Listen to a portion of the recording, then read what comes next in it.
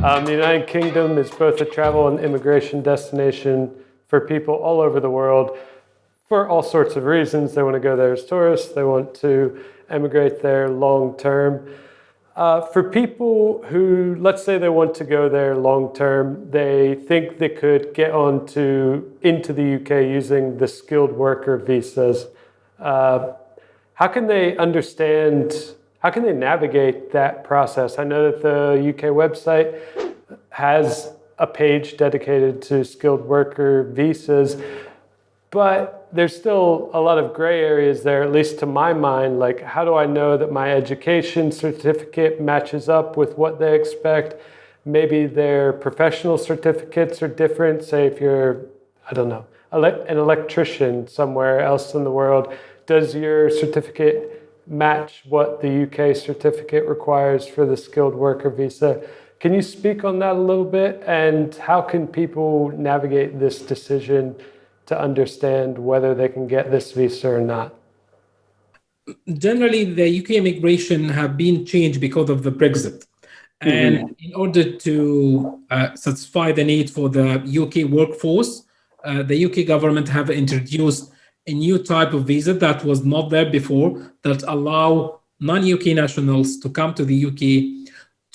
There's two, you can say we can put them into two categories to make them a little bit easier to understand. The first one, that you have a sponsor, you have a company that's based in the UK, and they would like to hire you to work in the UK. For example, you get a job at a startup, it could be VISXA, and we would like to hire you from East Europe or from US or Canada, whatever, and he would like to bring you in the UK. The first thing that this company or the startup need to have a license. It's called certificate of sponsorship. And this license have to be approved by the Home Office to bring non-UK nationals to work in the UK. Once the company have the license and they gone through a certain process, how much he will pay, the kind of contract, you didn't find someone with the same experience or the same knowledge for this job title in the UK, then I can bring the foreign worker or non-UK to come and work for the UK company or the UK startup. That's the easiest and straightforward. You actually, yes. Can I just ask you a follow-up on that? Like, hypothetically, if say I wanted to come and work for you at VISXA, what's the time frame on that process, though? Because it sounds pretty rigorous. Let's say you didn't have that sponsorship status as a company before. You opened up a global opening. I apply. You realize, oh, crap, I can't just hire John and bring him to the UK next week. I have to get my company certified to do this. What does that time frame look like, and how rigorous and drawn out is the process? Normally, from applying to the application until you'll be able to receive the feedback, it could take from 8 to 12 weeks.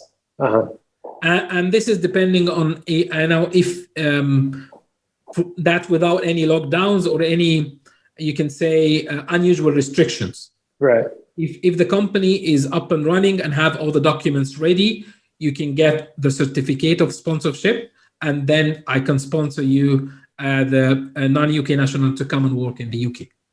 So it's average. Some companies can take more time, and some individuals, for example, the whole process could be finished in 8 weeks, but your application could take more time if you have previous UK immigration, if you have a history in the UK. It could be good if you have a very good immigration history in the UK. You can come much faster. If you for a problem, if you overstay visa before or have any or been denied for any reason, that actually would take longer. So the company is the first process, and then the individuals, and both of them could be changing depending how company is ready and how the individual is ready. But at least that will take the headache out of the process, that the company will do everything on your behalf. And what we are building for VISXA, that we will partner with the company and tell them We will do all this on your behalf. You don't have to go look for lawyers or advisors to process your application. We will do this in the platform. You can upload the documents, you can check it and process it. We'll provide you with much better rates than anyone else. And then when the individual or yourself would like to come to the UK, you can even use VISXA as a user who will be whatever through the company or yourself. And then you will be able to track how much time it will take you and what kind of fees that expecting. Because always in the immigration, there is three sides of the story.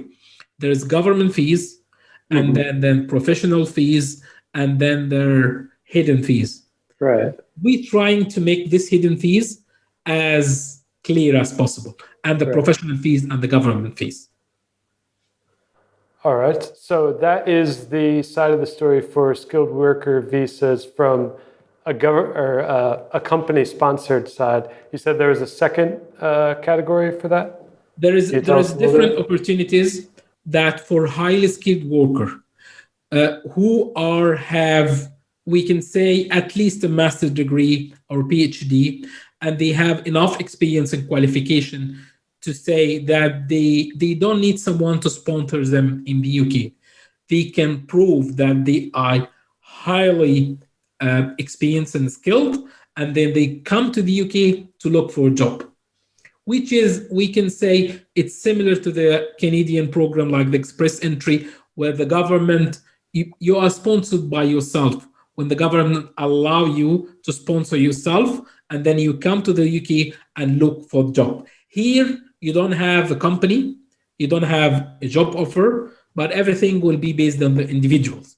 If we're taking the same example that we have done for the first phase, that Alex, yourself, would like to come to the UK, and the first thing we will, you ask VISXA to handle everything in your behalf. The first thing that we will ask you to send your CV and immigration history. And from this information, we will build a list of documents needed to be ready to make sure that you will be qualified enough, and then we can start your application on your behalf. We will be able to know that your master's degree or the qualification or your English language level is what needed or no.